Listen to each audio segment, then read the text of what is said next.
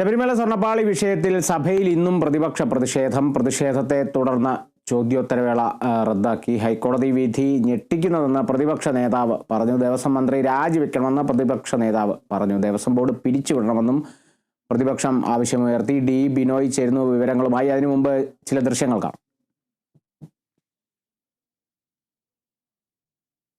ശബരിമലയിലെ ദ്വാരപാലക ശില്പം ഉയർന്ന നിരക്കിൽ വിൽപ്പന നടത്തി എന്നുള്ളൊരു ഫൈൻഡിങ് ഉണ്ടായിരിക്കുന്നു. അല്ല, ലെറ്റ് മീ കംപ്ലീറ്റ്. ഉണ്ടായിരിക്കുന്നു. മാത്രമല്ല പുണ്യപരിപാവനമായ ശബരിമല അമ്പലത്തെ മാത്രമല്ല ലക്ഷക്കണക്കിന് വിശ്വാസികളെ കൂടി വഞ്ചിച്ചിരിക്കുകയാണ് ദേവസ്വം ബോർഡ്. ഫൈൻഡിങ് നടത്തി എന്നാണ് ഹൈക്കോടതിയുടെ ഫൈൻഡിങ്.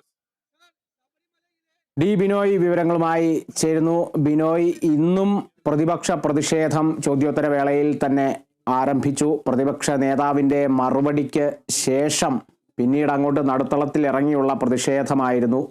നിരവധി കാര്യങ്ങൾ, നിരവധി ചോദ്യങ്ങൾ, അതിനുള്ള ഉത്തരങ്ങൾ വേണ്ടപ്പെട്ട മന്ത്രിമാരൊക്കെ പറയുന്ന സമയങ്ങളിലും ഉയർന്ന മുദ്രാവാക്യങ്ങൾ, ഉയർന്ന ബാനറുകൾ ഒക്കെ തന്നെയാണ്. ഏറ്റവും പ്രധാനമായും ഇന്നലെയിൽ നിന്നും ഇന്നത്തേക്കുള്ള ഒരു ചെറിയൊരു വ്യത്യാസം എന്ന് പറയുന്നത് ദേവസ്വം ബോർഡിന് പ്രസിഡന്റിനെ പുറത്താക്കുക, ദേവസ്വം മന്ത്രി രാജിവെക്കുക, ഈ രണ്ട് ആവശ്യങ്ങളിലേക്ക് ഒതുങ്ങിയിരിക്കുന്നു. കാരണം ഹൈക്കോടതി പ്രത്യേക അന്വേഷണ സംഘത്തെ അടക്കം നിയോഗിച്ചൊരു സാഹചര്യത്തിൽ പക്ഷേ മറ്റു രണ്ട് ആവശ്യങ്ങളിൽ നിന്ന് പ്രതിപക്ഷം പിന്മാറുന്നില്ല.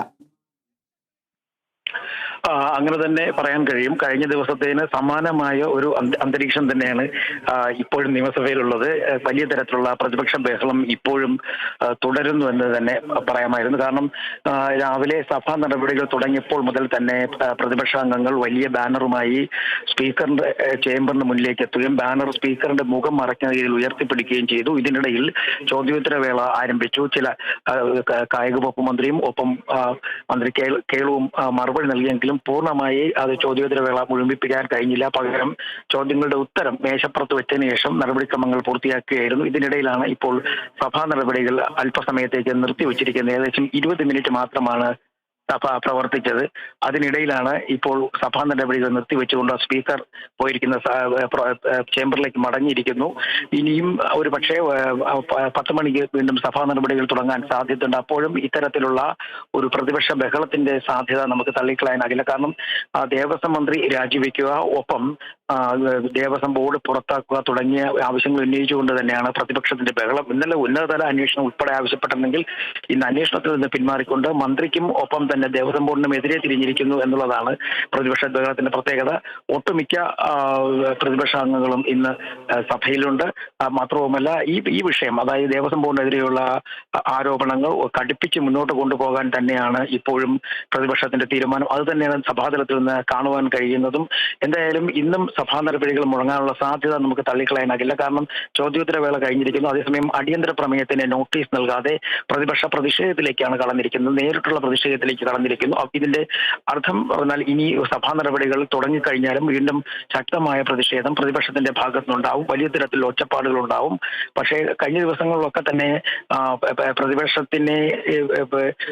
ബഹളത്തിനെതിരെ ഭരണപക്ഷത്ത് നിന്നും വലിയ തരത്തിലുള്ള പിന്തുണ ഭരണപക്ഷത്തിനുണ്ടായിരുന്നു. മുദ്രാവാക്യം വിളിച്ചിരുന്നു പ്രതിപക്ഷ ബഹളത്തിനെതിരെ. പക്ഷെ ഇന്ന് അങ്ങനെയല്ല. ചോദ്യോത്തര വേളയിൽ എഴുന്നേറ്റ നിയമസഭാ സാമാജികരെല്ലാം തന്നെ അവർ ആവശ്യമുള്ള ചോദ്യങ്ങൾ ചോദിച്ച് ഉത്തരങ്ങൾ കേൾക്കുന്നതിന് വേണ്ടി കാത്തിരുന്നു. ഒപ്പം പ്രതിപക്ഷത്തെ എതിരെ ചില വാക്പ്രയോഗങ്ങൾ നടത്തുകയും ചെയ്തു. എന്തായാലും നിയമസഭ അല്പസമയത്തേക്ക്, അതായത് ചോദ്യോത്തര വേള റദ്ദാക്കി കഴിഞ്ഞിരിക്കുന്നു. ഇനി കാര്യവിവരങ്ങൾ അനുസരിച്ച് 10 മണിക്കായിരിക്കും വീണ്ടും സഭ ചേരുക. കളിത. ശരി ബിനോയ്, തുടരുക. ഇന്നും സഭയിൽ പ്രതിപക്ഷ പ്രതിഷേധം ഉയർന്നിരിക്കുന്നു. ചോദ്യോത്തര വേളയിൽ തന്നെ ബാനറുകൾ ഉയർത്തി, മുദ്രാവാക്യങ്ങൾ ഉയർത്തി പ്രതിപക്ഷം പ്രതിഷേധിച്ചു. സ്പീക്കർ അല്പസമയത്തേക്ക് സഭാ നടപടികൾ നിർത്തിവെച്ചിരിക്കുകയാണ്. 10 മണിയോടെ വീണ്ടും സഭ പുനരാരംഭിക്കും എന്നുള്ളത് തന്നെയാണ് മനസ്സിലാക്കാൻ സാധിക്കുന്നത്.